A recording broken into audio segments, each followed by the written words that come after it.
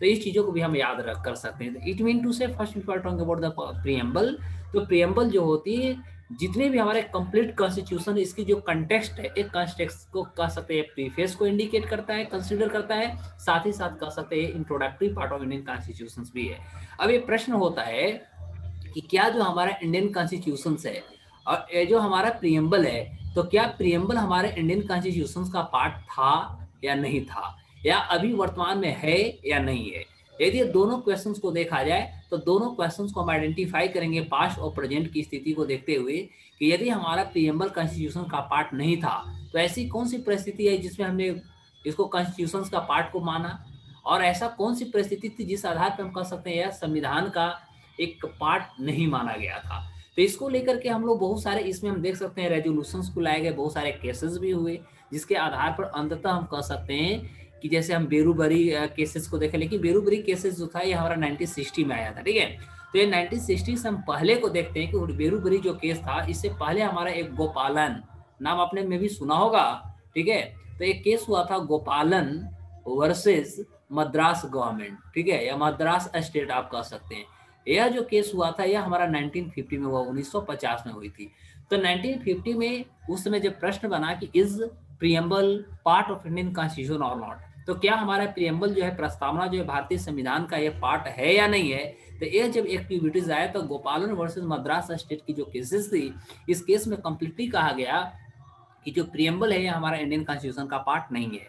लेकिन वहां पर यह बताया गया कि यदि कहीं भी अनक्लैरिफिकेशंस आती है या कह सकते हैं किसी भी प्रकार का अनरीजनेबल कोई एक्टिविटीज आते हैं, चैलेंजिंग आते हैं, तो वैसे सेंस में इंडियन कॉन्स्टिट्यूशन का जो हमारा टेक्स्ट है उसे हम एक रेजोल्यूशन के रूप में या कह सकते हैं एक सॉल्यूशन के रूप में इसे स्वीकार किया जा सकता है। लेकिन प्रीएम्बल हमारा इंडियन कॉन्स्टिट्यूशन का पार्ट नहीं है। यह सबसे पहला गोपालन वर्सेस मद्रास स्टेट 1950 में जब केस आई तो उस आधार पर चीजों को इम्प्लीमेंट किया गया। उसके बाद हम देख सकते हैं दूसरा जो केस हुआ भारत में खासतौर पे प्रीएम्बल को लेकर के, वह प्रीएम्बल को केस लेकर के हुआ ये बेरूबरी केसेस, ठीक है। तो बेरूबरी जो केस हुआ था इसका फुल नाम देखेंगे तो बेरूबरी केस जो हुआ था 1960 में हुआ था, ठीक है। और इसमें भी यही प्रश्न आया था कि क्या हमारा प्रीएम्बल जो है इंडियन कॉन्स्टिट्यूशन का पार्ट है या नहीं है।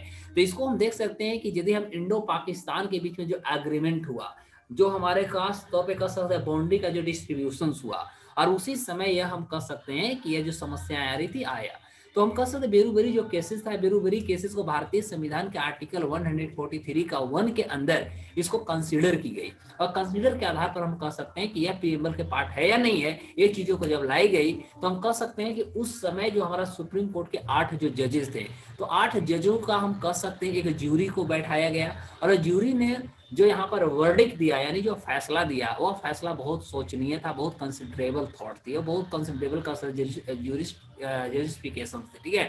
तो इस आधार पे वहां पर डिसाइड करके बताया गया कि जो हमारा प्रीएम्बल है यह प्रीएम्बल हमारा इंडियन कॉन्स्टिट्यूशन का पार्ट नहीं है। लेकिन हम कह सकते हैं कि ये जो बेरूबरी जो केस थे इसके आधार पर इतना जरूर बताया गया कि court stated that the preamble is the key to open the mind of the makers. लेकिन उन्होंने जरूर ये बताने की कोशिश की गई कि भारतीय जो संविधान के जो प्रीएम्बल है यह मुख्य रूप से पूरे जो संविधान है तथा जो संविधान सभा के जो सदस्य थे या आप कह सकते अध्यक्ष थे, उन लोगों ने वैसे चीजों को जरूर बनाने की कोशिश किया, वैसे चीजों को जरूर इसमें एक्सेलरेट करने की कोशिश किया जो कि भविष्य में आने वाली चुनौतियों से इसे बचाया जा सकता है, भविष्य की चुनौतियों का हल यहाँ से निकाला जा सकता है।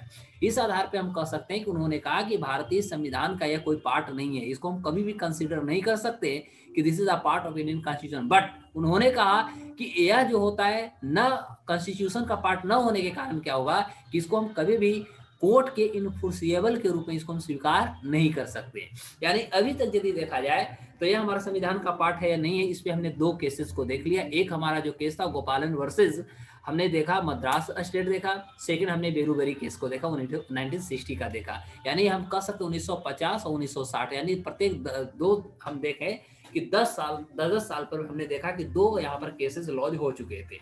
तीसरा हम देखते हैं कि जिसमें हमने देखा कि सबसे पहले जो हमारा प्रीएम्बल थी, इस प्रीएम्बल को हमने देखा कि भारतीय संविधान का इसको पार्ट मान ली गई, और यह जो पार्ट था यह खास तौर पे केशवानंद भारती केस वर्सेस हम कह सकते हैं केरला राज्य था, यानी केरला स्टेट कह सकते हैं, ठीक है। तो इस आधार पर सबसे पहले हम कह सकते हैं कि यह जो केस चला, इस केस में सबसे पहला ऐसा समय आता है जिसमें फील किया जाता है या कह सकते जस्टिफिकेशन दी जाती है सुप्रीम कोर्ट के द्वारा कि हमारा जो प्रियम्बल है यह इंडियन कॉन्स्टिट्यूशन का पार्ट है। इसमें हम कह सकते हैं कि यह सबसे पहले ऐसा समय आता है कि भारत के जो हमारा सुप्रीम कोर्ट है वो बहुत ज़्यादा हम कह सकते हैं डिटरमाइंड होते हुए, जहाँ पर 13 जजों का एक बेंच तैयार की गई थी, जिसमें हम कह सकते हैं कि यह इंडियन कॉन्स्टिट्यूशन का पार्ट होगा। प्रियम्बल को 7:6 के रूप में, यानी 7 जो थे इसके पक्ष में थे और 6 जो जज थे इसके अपक्ष, यानी कह सकते हैं इसके विपक्ष में थे। तो टोटल 7, 6, 13 यानी 13 हमारे पास, जैसे 7 जो थे इसको फेवर में सपोर्ट किया कि जो हमारा खासतौर पे जो प्रियम्बल है इंडियन कॉन्स्टिट्यूशन का पार्ट होगा, लेकिन 6 ने इसका अगेंस्ट में कहा कि नहीं, प्रियम्बल का पार्ट नहीं होगी। साथ ही साथ हम कह सकते हैं कि यह पहली ऐसी मौका होती है जिसमें यह भी बताया गया कि जो हमारा रियल जो स्ट्रक्चर्स ऑफ इंडियन कॉन्स्टिट्यूशन या जो प्रियम्बल का जो रियल स्ट्रक्चर है उसमें हम किसी भी प्रकार का बदलाव नहीं कर सकते, बट रेजोल्यूशन उसमें हम ला सकते हैं, उसमें इनैक्टमेंट ला सकते हैं। तो यह सबसे पहली समस्या एक्टिविटीज हुई थी जो हमारा केशवानंद भारती बनाम केरला राज्य 1973 में यह केस आया, और इस केस के आधार पर हम कह सकते हैं कि प्रियम्बल को इंडियन कॉन्स्टिट्यूशन का पार्ट माना गया। इसमें कुछ ऐसे कोर्ट के द्वारा जो कह सकते हैं प्रोविजंस कह सकते हैं या इसके द्वारा जो वर्डिक्ट दिए गए उसके बारे में हम थोड़ा देख लेते हैं। तो ये इंडियन कॉन्स्टिट्यूशन है, यानी कह सकते हैं the preamble of the Indian constitution will not now be the consider as a part of the constitution. इसमें सबसे पहले बोला गया कि हमारा पार्ट है। साथ ही साथ preamble is not the supreme power. उन्होंने कहा कि हमारा जो प्रियम्बल है या कोई हमारा सुप्रीम पावर नहीं है, या हम कह सकते किसी भी, चाहे वो रेस्ट्रिक्शंस हो चाहे वो हमारा प्रोविजन हो, उसका यह किसी भी प्रकार का सोर्स यानी स्रोत भी नहीं हो सकता, लेकिन it plays an important role, लेकिन यह एक महत्वपूर्ण भूमिका अदा कर सकती है in the interpretation of the statutes and the provisions of the Indian constitution. Constitution के संबंध में जितने भी प्रोविजंस होंगे उसके लिए यह इंपॉर्टेंट रोल अदा कर सकता है। साथ ही साथ जितने भी हमारे पास विधेयक बनेंगे, स्टैट्यूट्स बनेंगे, लेजिस्लेशन बनेंगे, लेजिस्लेचर होंगे, इनको लेकर के भी जब इम्प्लीमेंटेशंस की बात आएगी तो वैसे सेंस में भी यह एक इंपॉर्टेंट रोल को अदा करेगा। इस आधार पर हम देख सकते हैं कि it can be concluded that preamble is a part of the introductory part of the constitution. साथ ही साथ उन्होंने कहा कि यह जो है हमारा कॉन्स्टिट्यूशन का यह एक प्रीफेस है और इस प्रीफेस के रूप में इसे हम स्वीकार करते हैं। उसके बाद हम देख सकते हैं कि 1995 में भी एक केस आता है जो government of India versus LIC of India होता है। इसका फुल नाम था LIC of India, life insurance corporation of India versus the consumer education and research centre. Case 1995 में आया था। इसमें भी यही आई, जब मामला आया तो जो केशवानंद भारती के द्वारा जो केस के जो प्रोविजंस दिए गए थे, जो वर्डिक्ट दिए गए थे, उस पर कह सकते कहीं ना कहीं चुनौती फिर दी गई और ये बताया गया कि स्पष्ट रूप से हमें बताया गया कि क्या ये पार्ट है या नहीं है। तो ऐसे फॉर्म में जो सुप्रीम कोर्ट ने अपना वर्डिक्ट दिया, उन्होंने फिर अगेन वही बात कहा जो केशवानंद भारती जो केस हुई थी उसमें जो उन्होंने अपने फैसला को सुनाया था। उन्होंने कहा कि हमारा प्रियम्बल जो है कॉन्स्टिट्यूशन का एक इंटीग्रल पार्ट है। इंटीग्रल मतलब एक आंतरिक मामला है, आंतरिक भाग है, ठीक है, but it is not directly enforceable in the court of the justice in India. लेकिन उन्होंने कहा कि भारत के जो हमारा संविधान, भारत के जितने भी हमारा जुडिशियरी है, जितने भी न्यायपालिका है, वहां पर हम इसको इनफोर्सिएबल जो है इसको हम यूज नहीं कर सकते, इसका इम्प्लीमेंटेशन नहीं कर सकते। यहाँ तो सबको क्लियर है या नहीं? जल्दी से बोलेंगे फटाफट, तब आगे बढ़ाएंगे class. Yes sir, yes sir, yes sir. Okay, अब हम डायरेक्ट बात करेंगे इंडियन कॉन्स्टिट्यूशन का। प्रियम्बल पे हम डायरेक्ट चर्चा कर लेते हैं, उसके बाद इसमें जितने भी सब्जेक्ट्स मैटर होंगे वो सारी चीजों को जोड़ेंगे। अब देखते हैं प्रियम्बल, एक बार हम लोग देख लेते हैं इंडियन कॉन्स्टिट्यूशन का जो हमारा प्रियम्बल है, ठीक है। ये प्रियम्बल में क्या है, we the people of India, सबसे पहला हमारा वर्ड आता है we mean the people of India, ठीक है। यानी यहाँ पर सबसे पहला वी जो है इंडियन जो सिटीजन्स हैं, ये सारे पूरे इंडियन सिटीजन्स को यह इंडिकेट करता है। साथ ही साथ हम कह सकते हैं कि इंडियन जो हमारी कॉन्स्टिट्यूशन, इंडियन कॉन्स्टिट्यूशन कह सकते हैं for the people, of the people और टू द पीपुल, यानी यह भारत के लिए है, भारत के नागरिकों के लिए है, भारत के नागरिकों के द्वारा है, और भारतीय नागरिक जो होंगे वो इसे अबाइडेड बाई है। यानी हम कह सकते हैं इंडियन कॉन्स्टिट्यूशन जो है हमारे लिए एक सुप्रीम लॉ के रूप में है, क्योंकि हमारे यहाँ का सुप्रीम कोर्ट हुआ, हाई कोर्ट हुआ, या किसी भी प्रकार के हम कह सकते हैं जितने भी हमारे पास जुडिशियरी हैं, ये सारे के सारे जो भी फैसला देते हैं वह कहीं ना कहीं इंडियन कॉन्स्टिट्यूशन के कंसिडरेशन के अंतर्गत ही देते हैं। वो कभी भी अपने आप को स्वतंत्रता यहाँ पर नहीं दिखा पाते, क्योंकि इंडियन कॉन्स्टिट्यूशन का जो भी हमारे पास प्रोविजंस हैं, जो भी आर्टिकल्स हैं, जो भी पार्ट्स हैं, शेड्यूल्स हैं, वे सारे चीजों के अंतर्गत ही उनका भी कहीं ना कहीं फैसला होता है।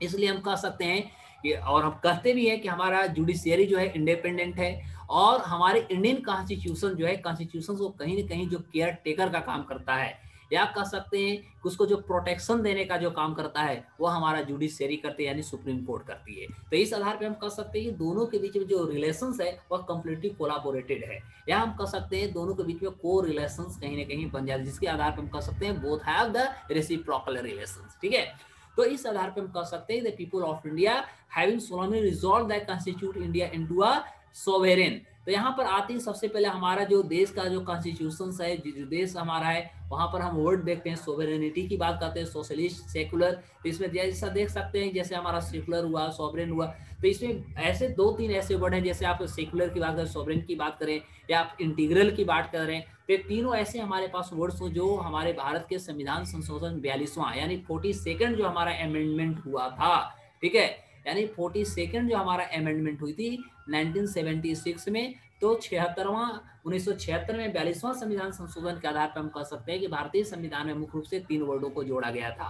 जब हम रियल कॉन्स्टिट्यूशन की बात करते हैं तो रियल कॉन्स्टिट्यूशन में ये तीनों वर्ड नहीं थे, इसे बाद में हम कह सकते हैं इसको ऐड किया गया as per the need, as per the requirement of needs भी आप कह सकते हैं, जिस तरह से जरूरत हुई।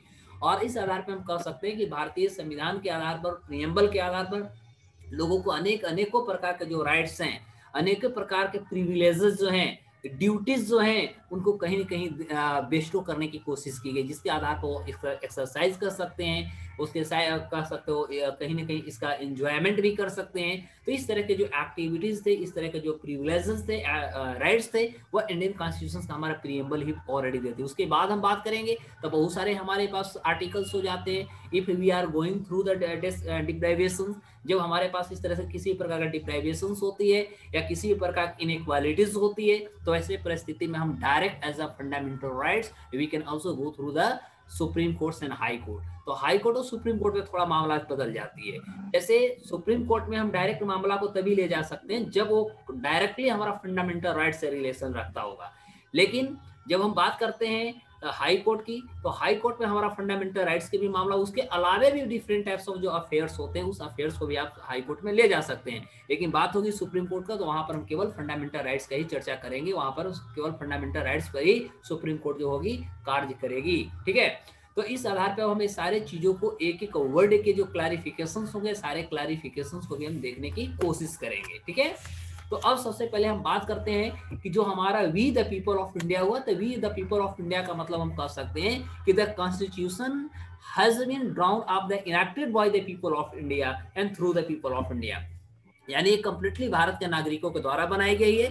ठीक है, इसमें हम कह सकते हैं विभिन्न प्रकार के जो रिप्रेजेंटेटिव्स थे, वो सारे के सारे जो रिप्रेजेंटेटिव्स थे, वो सारे के सारे हमारे देश के, जैसा कि आप लोगों को सभी को पता होगा कि यदि हम देखें तो 289 था ना, या तो इसमें से हमने देखा कि टोटल जो हमारे पास मेंबर बच गए, और फिर इंडियन कॉन्स्टिट्यूशन जब फाइनल तैयार होता है तो हम देख सकते हैं 284 इस पे क्या हुए, सिग्नेचर देते हैं।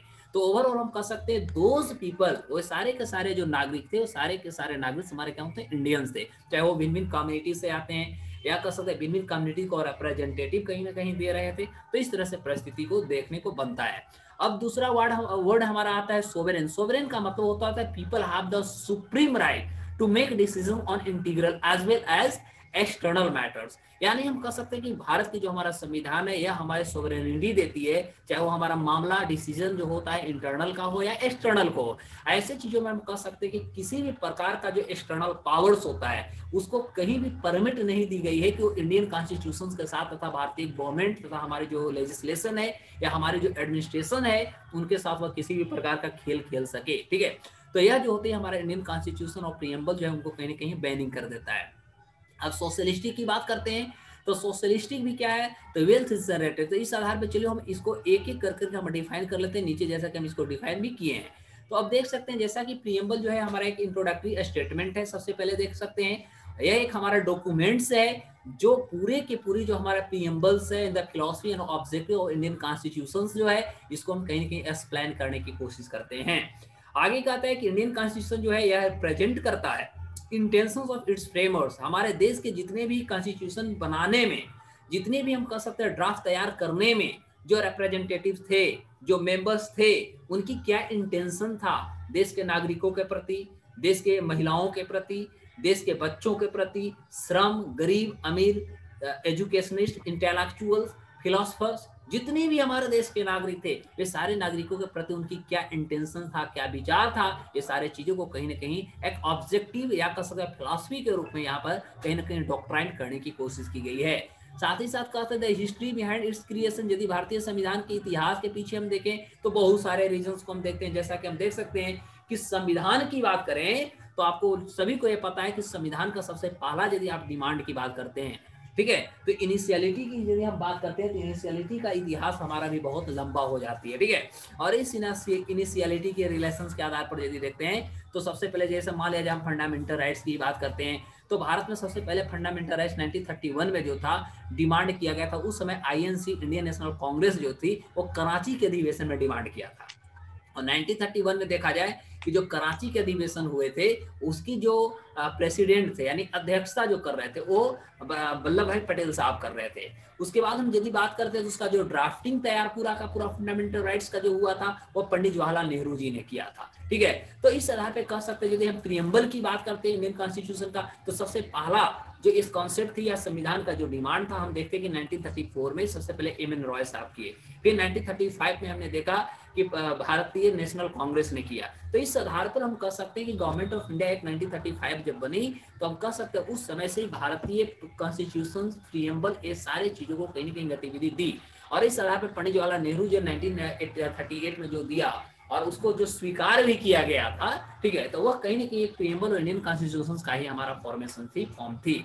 अब हम आगे बात करेंगे कि जो हमारा प्रिंसिपल्स है भारतीय कॉन्स्टिट्यूशन की जो कोर वैल्यूज हैं, ठीक है, उनकी प्रिंसिपल्स जो है वो हमारे देश के प्रति क्या है।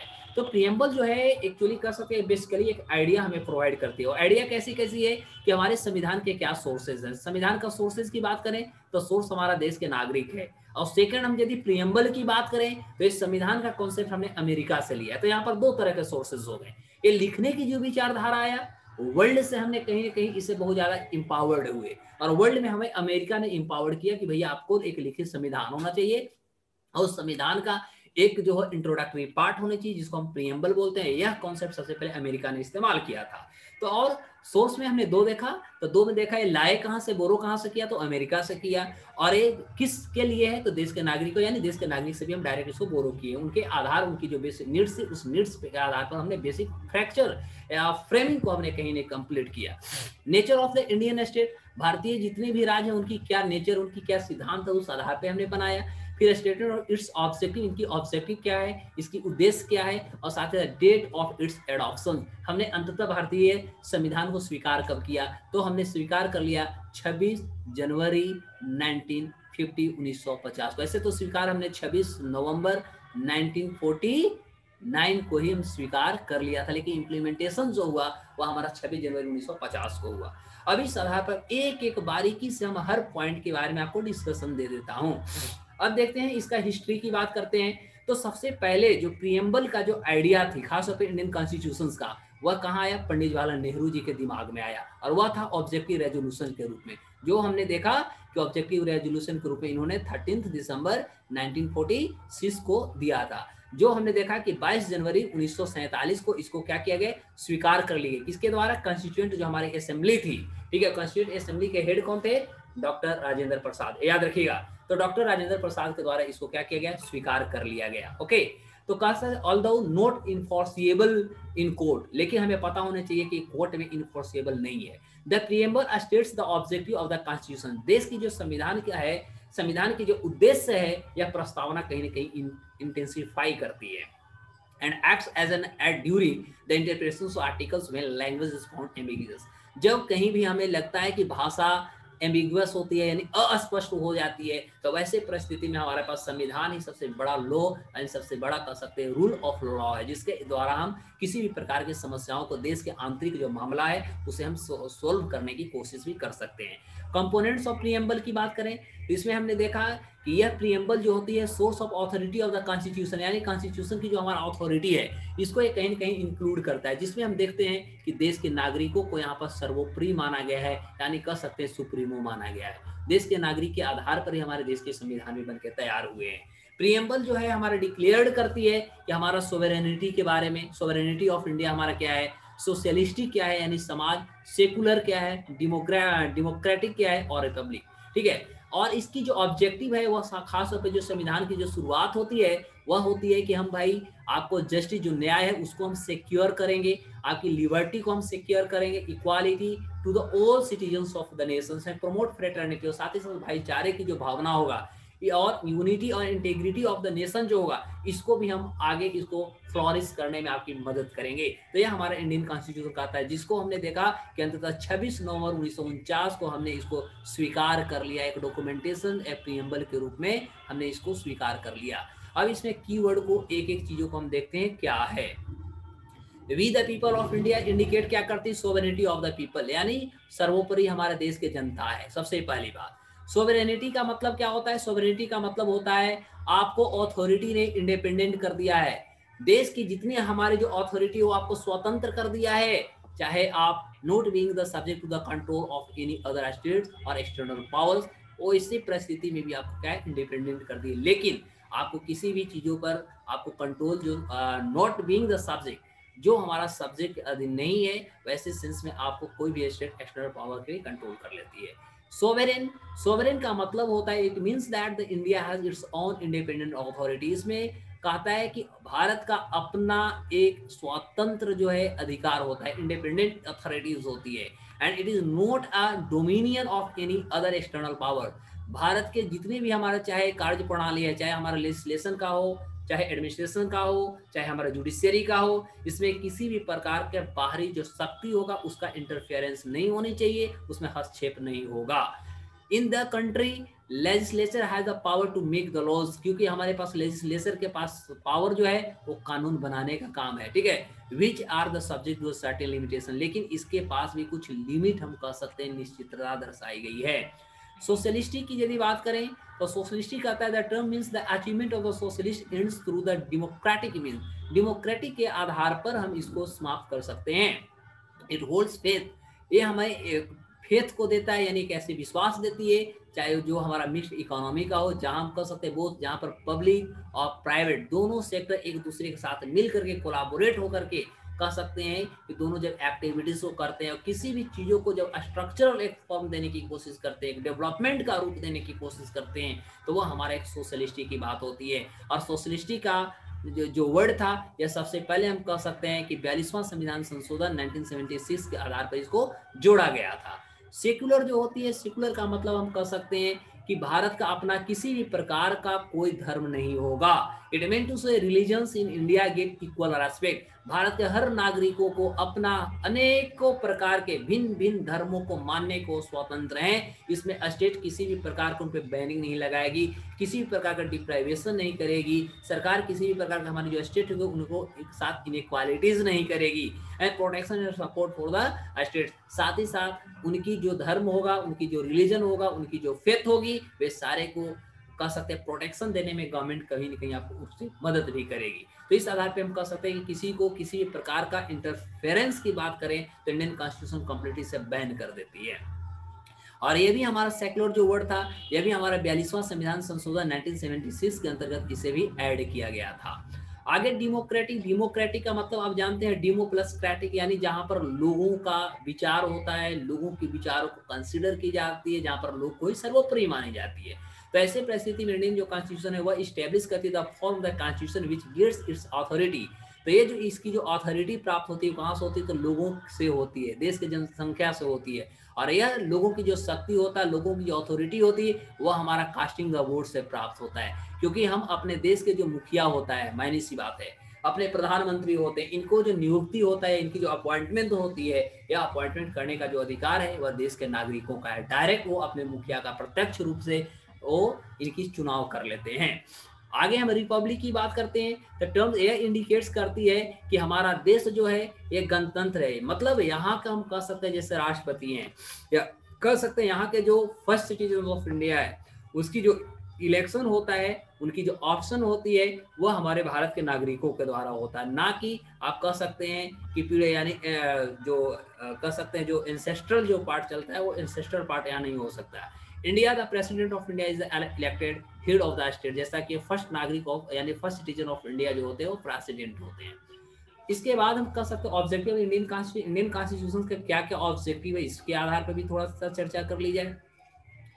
तो कॉन्स्टिट्यूशन जो होता है, कॉन्स्टिट्यूशन हमारा एक सुप्रीम लॉ है। सबसे पहला यह हमें मदद करती है किस लिए कि जो हमारे देश की सोसाइटी है, जो हमारे देश में इंटीग्रिटी है, इसको हम कैसे मेंटेन करें, मेंटेन करने में यह सबसे ज़्यादा मदद करती है।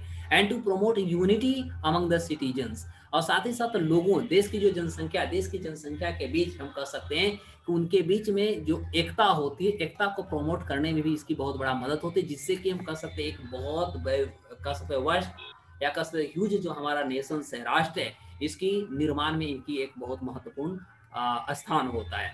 Main objective of the resolution of Indian constitution जो है वह है कि promote harmony through out the nation, पूरे राष्ट्र में भाईचारे की भावना जो होगा, ठीक है, कह सकते हैं एक अच्छा जो संबंध कोलाबोरेशन का होगा, इसको हम कहीं ना कहीं फैलाने में मदद करें।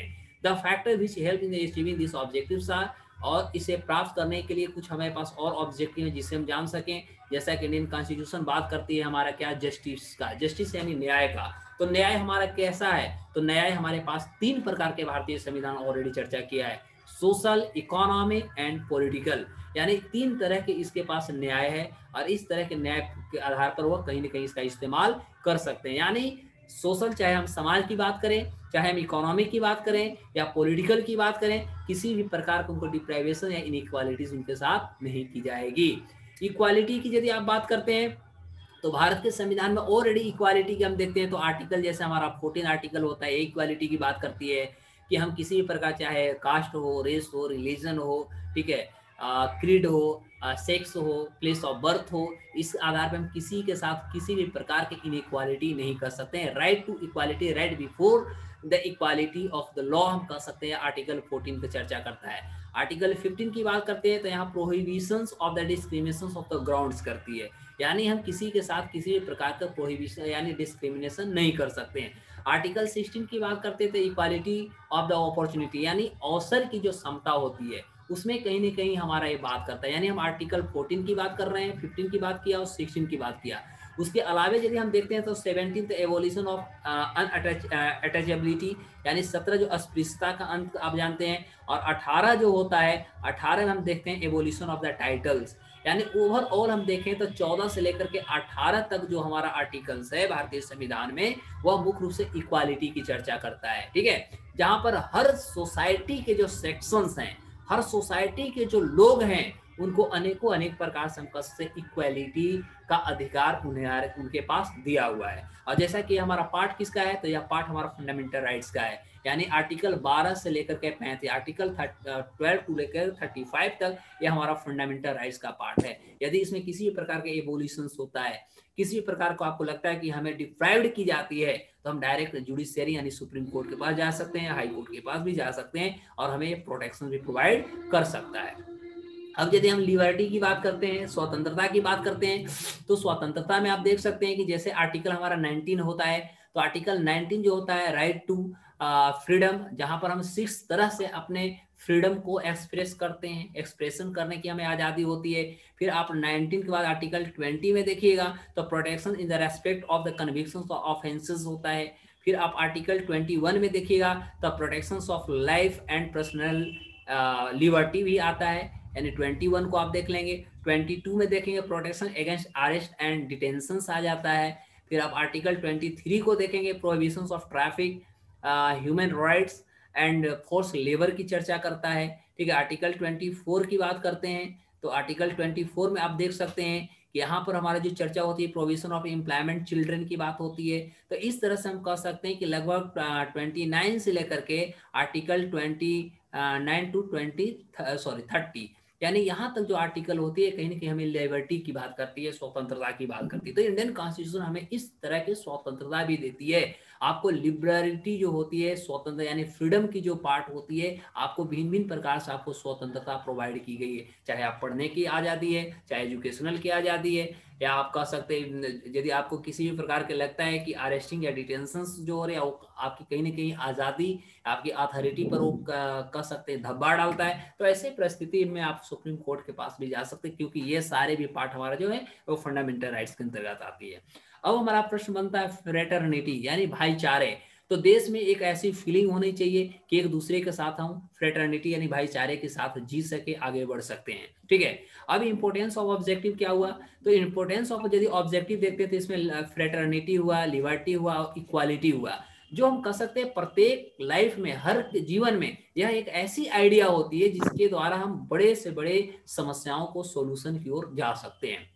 और इस आधार पे आप देख सकते हैं कि लिबर्टी जो होती है कैन नॉट बी डाइवोर्स, कभी भी लिबर्टी को हम डाइवोर्स नहीं कर सकते हैं from equality. Equality, equity, equality can not be divorced from the liberty, और नहीं इसको हम लिबर्टी से अलग करें, यानी एक दूसरे से दोनों क्या है, कोलाबोरेट है।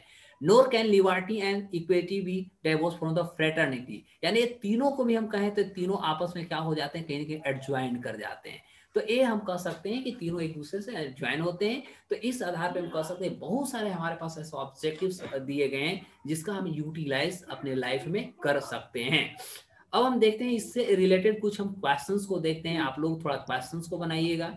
हमने 42वां संविधान संशोधन बताया, इसमें कुछ जो इंपॉर्टेंट फैक्ट्स हैं इसको आप देख सकते हैं। तो जो हमारे संविधान में जो अमेंडमेंट होती है वो आर्टिकल 368 के अंतर्गत किया जाता है, ये चीजों को ध्यान दें। लेकिन इसमें कहता है कि भारतीय संविधान का जो रियल हमारा स्ट्रक्चर है उसमें हम किसी भी प्रकार का बदलाव नहीं करेंगे, ये पॉइंट को आप याद रखेंगे जरूर।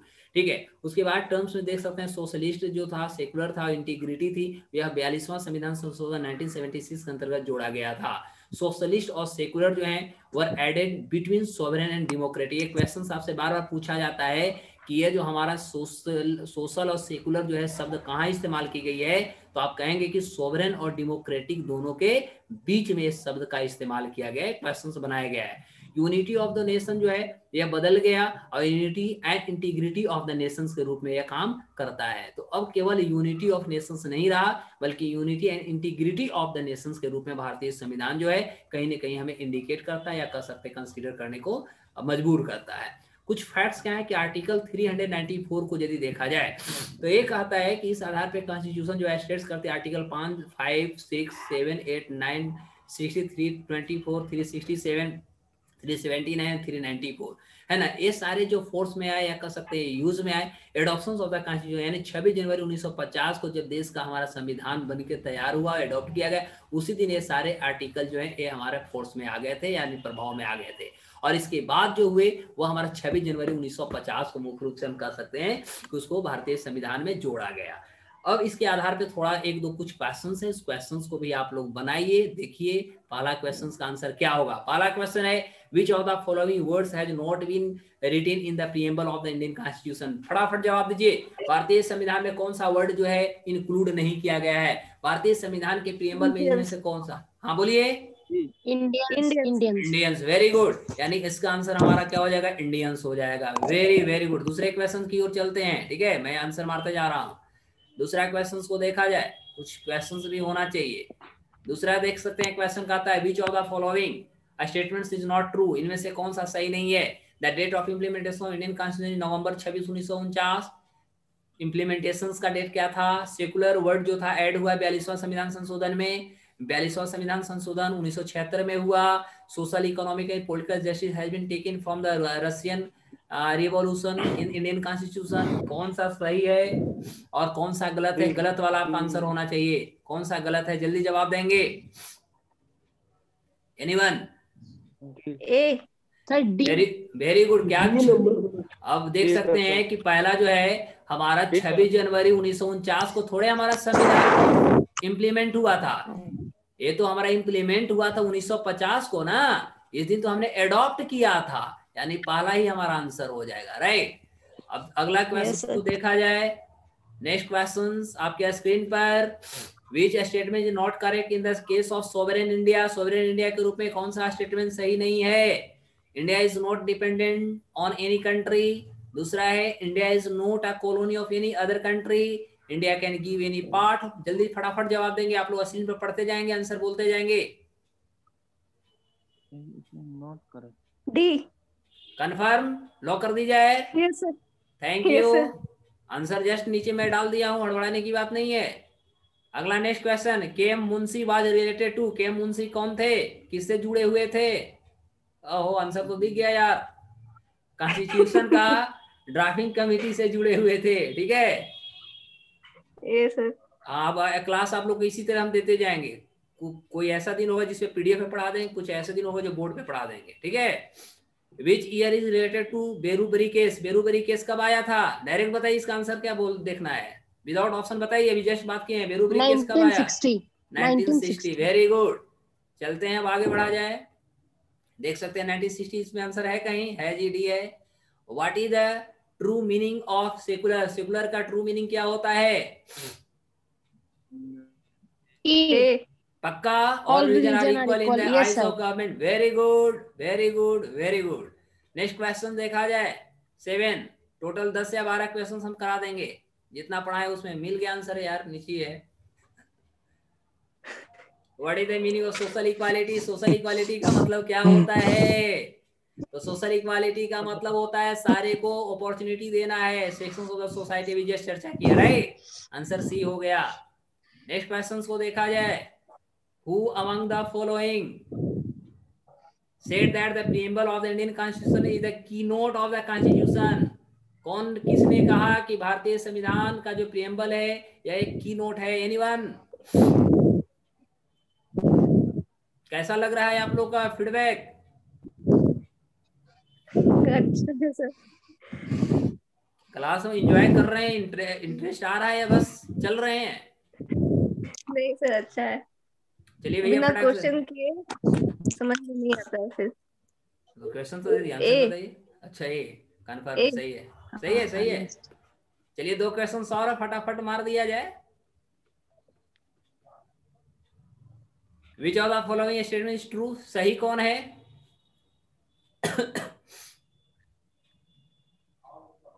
डायरेक्ट आंसर मार देना चाहिए, तो इतना देर ना करना है।